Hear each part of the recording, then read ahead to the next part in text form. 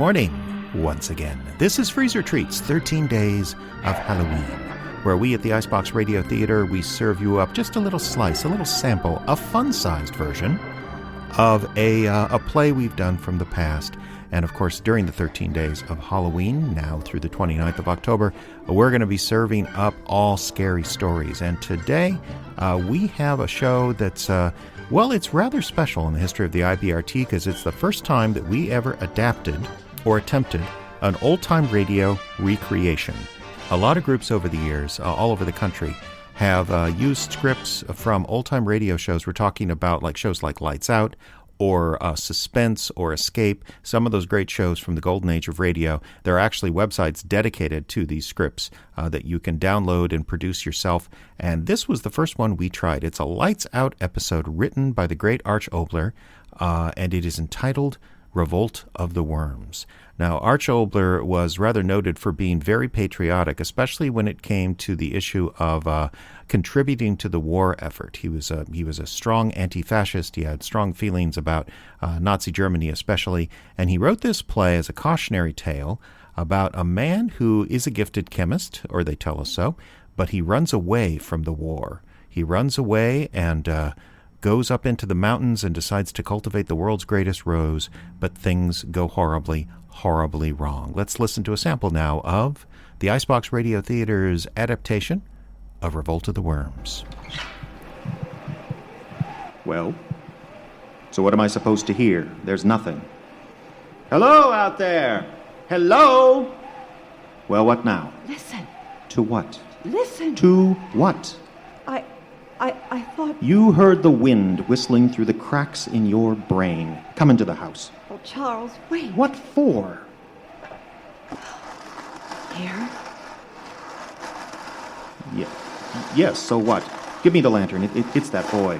Oh, it could be him, couldn't it? Crazy young fool playing practical jokes. If I get around the corner of this house and find What's going on here? Charles, something's moving under the ground.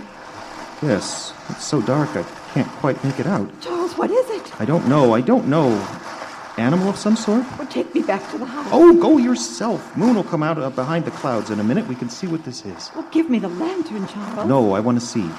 The house is back there. Turn around, go back to it. Go on. Oh, all right. Yes, it is something. Burrowing. If the infernal moon would come out, I'd see... There. Moon coming out now. I'll see what it... Holes? Holes in the ground. All over, but who would... Bomb craters? Oh, but that isn't possible. No, animal burrows, but what animal could make a hole 4 feet across? What animal could... Claire! Claire, where are you? It's so dark I can't see. Claire, where are you? Yes, Claire. I ran through the night looking for you. The echo of my voice is still in my ears, looking for you. But the moon was under the clouds, and I couldn't see you. I couldn't find you. And then I did.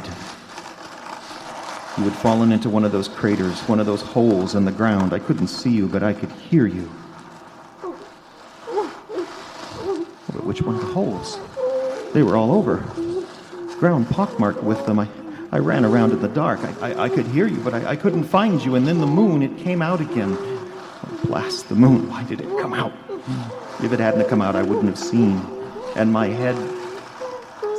Stop it, Claire. I could still hear you.